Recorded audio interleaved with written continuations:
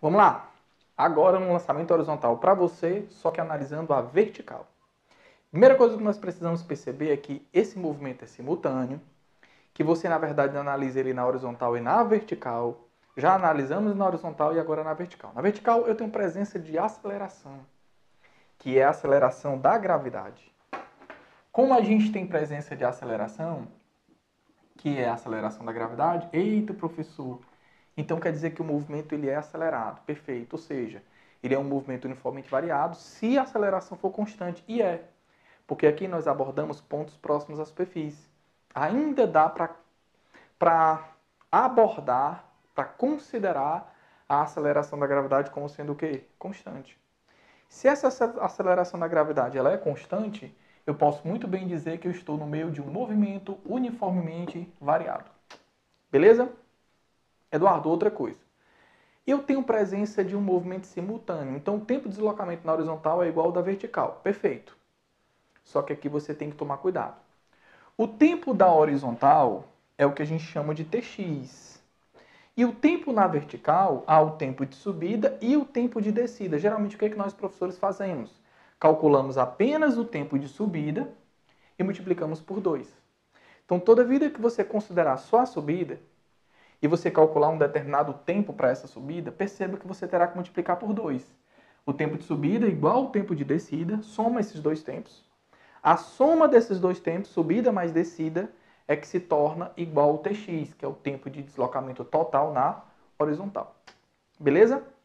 Mas sim, continua valendo que, como é um movimento simultâneo, o tempo de deslocamento na horizontal é igual ao tempo de deslocamento na vertical, que é o Ty. E lembre-se que, considerando que seja o mesmo nível, saindo de um determinado nível e retornando ao mesmo nível de lançamento, dá para dizer que o tempo de subida ele é igual ao tempo de descida. Ok? Fora isso, Eduardo, o que a gente tem que analisar também? As velocidades.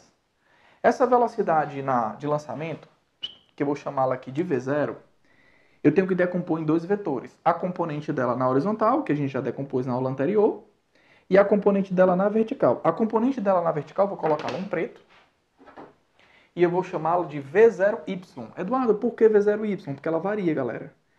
Esse Vx ele é constante. Eu preciso que você perceba que o Vx ele é constante, ó. Mas o Vy não. O Vy, que a gente vai ficar chamando aqui de V0Y, essa velocidade no eixo Y ela é variada. E por que ela é variada? Porque eu tenho presença de aceleração. Essa aceleração a gente vai adotar ela o movimento para cima, ó. À medida que esse objeto vai subindo, o módulo da velocidade ao longo do eixo Y, ou seja, o V0Y, ele vai aumentando ou vai diminuindo? Vai diminuindo. Então ele determina que o objeto está descrevendo um movimento retardado.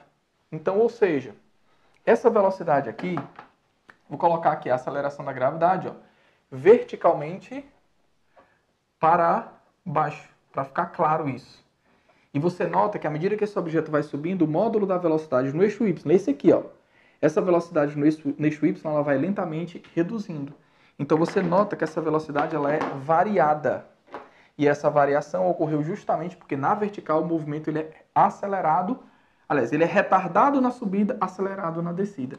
Vou colocar um ponto aqui qualquer para o objeto durante a sua trajetória.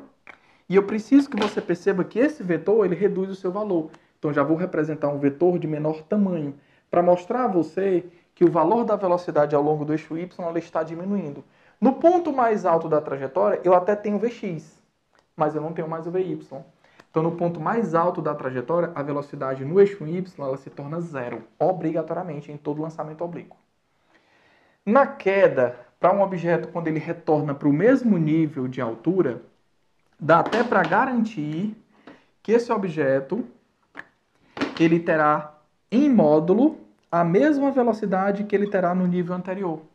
Ou seja, se ele voltar para o mesmo nível, dá para garantir que o módulo dessa velocidade Vy, bem aqui, ó, tem o mesmo valor dessa, por uma questão de conservação de energia.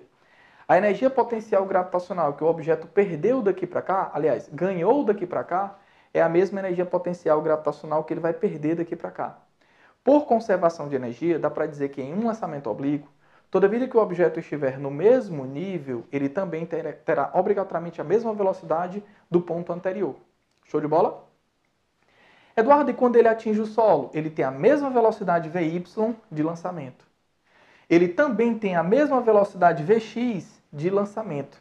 Então, se ele tem Vx e tem Vy com os mesmos valores, se a situação for no vácuo, não há perda de energia ao longo da trajetória, dá para garantir que a velocidade com que ele toca o solo, que a gente chama de velocidade vetorial, é a mesma velocidade de lançamento aqui, chamada de V0. Deixa eu colocar primeiro a velocidade Vy para você. Essa velocidade Vy na hora que ele toca o solo, ó, no eixo Y, é a mesma velocidade Vy quando ele é lançado horizontalmente. Então, de novo, se ele tem o mesmo valor do Vx e se ele tem o mesmo valor do Vy, por uma questão de Pitágoras, regra do paralelogramo, vamos fazer aqui comigo. Eu traço uma linha pontilhada, ó, paralela a um dos vetores. Está aqui ela, ó, linha pontilhada paralela a um dos vetores. Eu traço outra linha pontilhada, ó, paralela ao outro vetor. Onde as linhas pontilhadas se cruzam, nós traçamos o nosso vetor o quê? Resultante.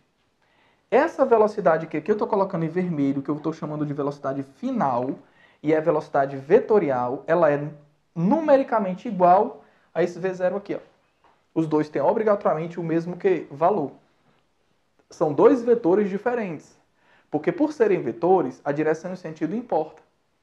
Então a direção e o sentido de V0 não é igual à direção e o sentido de V, mas os dois têm obrigatoriamente o mesmo valor. Caso você queira calcular qualquer um dos dois, o que esse V é? É uma hipotenusa de um triângulo retângulo. Então você pode calcular o V através do teorema de Pitágoras. Então dá para garantir o quê?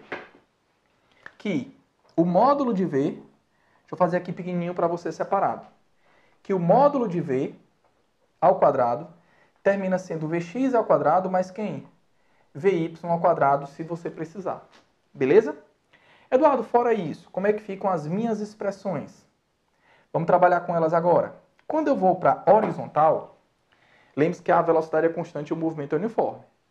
Mas quando a gente trabalha com a vertical, a presença de aceleração torna o movimento variado. Então a gente chama de movimento uniformemente variado porque essa aceleração ela ainda é constante, que é a aceleração da gravidade. Então, na vertical, eu vou poder utilizar as equações do movimento uniformemente variado. Função horária da velocidade, Vy é igual a V0y mais ou menos GT. Por que eu coloco mais ou menos? Porque eu posso estar abordando a parte ascendente da trajetória, onde essa gravidade eu vou adotá-la negativa, e eu posso estar abordando a parte descendente da trajetória, onde essa gravidade eu vou abordá-la positiva. Então vai depender de como você queira fazer a sua questão. Aí, a equação de Torricelli, Vy ao quadrado, é igual a V0y ao quadrado, mais ou menos 2 vezes a aceleração da gravidade, vezes a altura.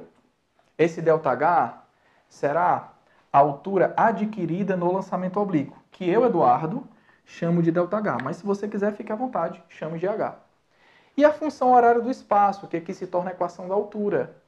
Ou seja, ΔH termina sendo a altura inicial, que eu já passei para o outro lado, já chamei de ΔH, é igual a V0 no eixo Y vezes o tempo, mais ou menos GT ao quadrado, tudo isso sobre 2. Perceba o seguinte, que quando a gente lança obliquamente, ó, o lançamento oblíquo ele é dado com essa velocidade V0. O lançamento oblíquo ele tem uma velocidade inicial no eixo Y diferente de zero, esse valor ele existe. Então você não vai poder chamar isso aqui de zero, como nós fazíamos no lançamento horizontal. Ok?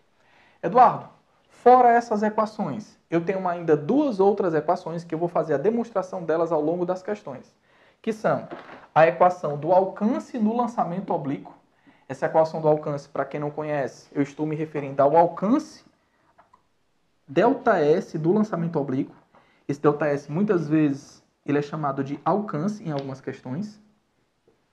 Esse alcance ele pode ser calculado com V0 ao quadrado vezes o seno de 2θ sobre G. Sobre G.